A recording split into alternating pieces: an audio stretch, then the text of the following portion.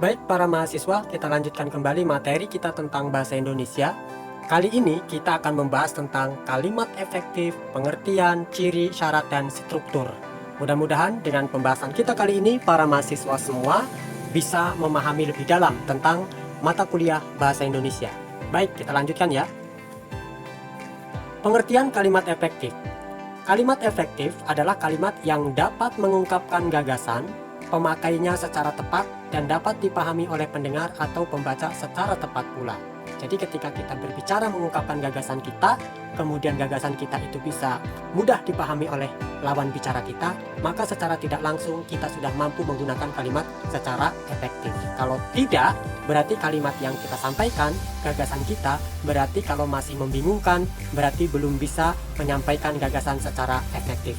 Nah, untuk itu kepada kawan-kawan, disebut efektif bila mana lawan bicara kita mudah memahami apa yang kita sampaikan. Baik, lanjut ya kawan-kawan.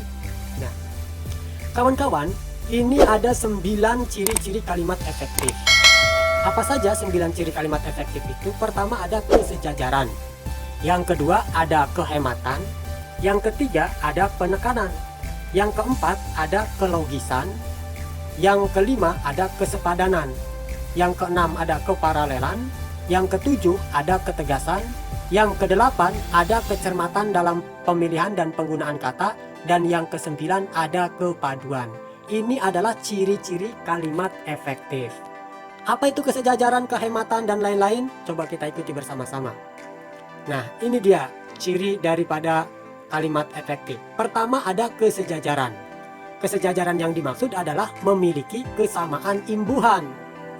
Memiliki kesamaan imbuhan. Contoh, kakak menolong anak itu dengan dipapahnya ke pinggir jalan.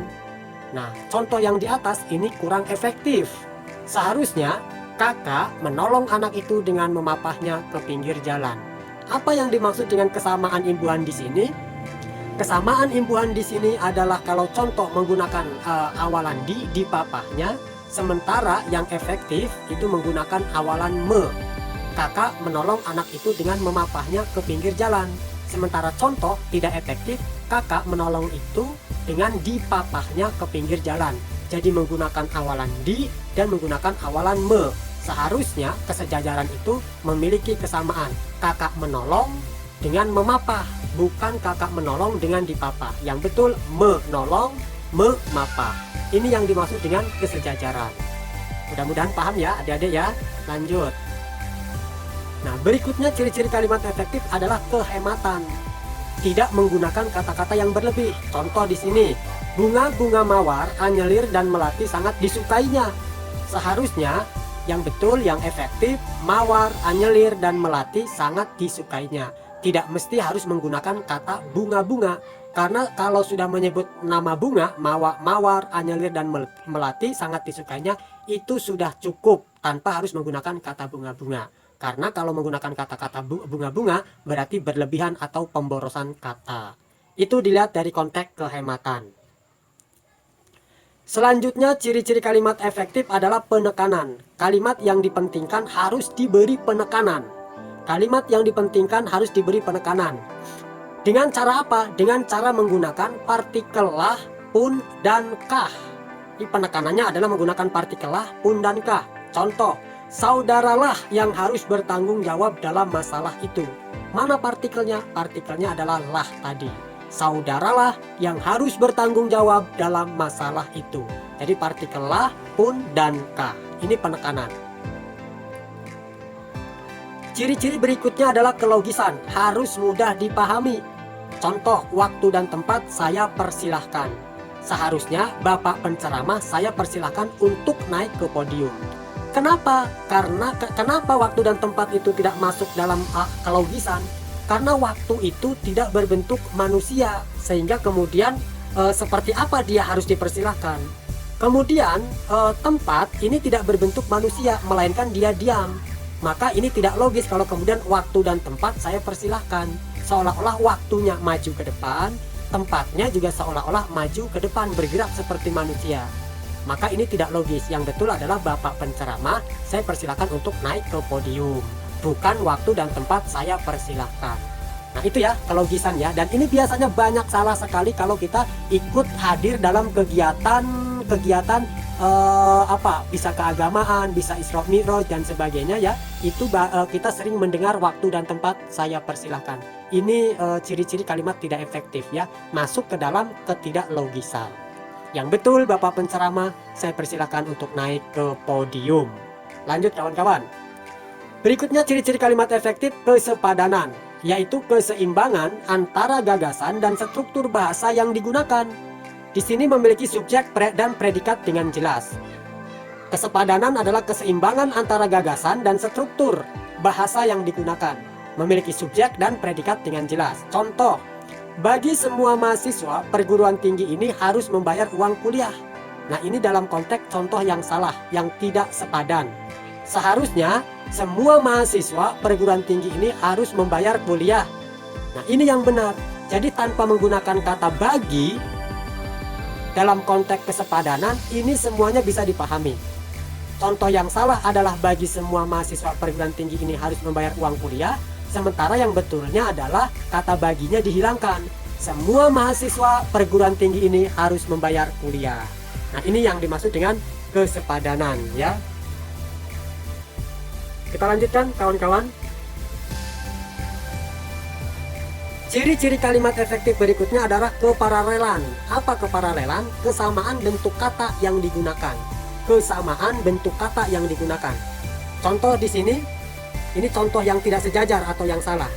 Tahap terakhir penyelesaian gedung itu adalah kegiatan pengecatan, memasang penerangan, pengujian sistem pembagian air, dan mengatur tata ruang. Ini tidak sejajar. Yang sejajar, yang betul adalah tahap terakhir penyelesaian gedung itu adalah kegiatan pengecatan, penerangan, pengujian sistem pembagian air, dan pengaturan tata ruang. Ini yang sejajar. Di mana kawan-kawan letak kepararelannya? Ini mohon maaf ya, ini tentang kepararelan ya. Kesamaan bentuk yang digunakan adalah kepararelan ini kawan-kawan. Di sini kalau yang tidak sejajar, coba. Tahap terakhir penyelesaian gedung itu adalah kegiatan pengecatan, memasang. Nah ini tidak paralel. Yang betul itu adalah tahap terakhir penyelesaian gedung itu adalah kegiatan awalannya menggunakan pengecatan, penerangan. Yang tidak sejajar atau tidak paralel di atas itu menggunakan kata pengecatan, kata memasang.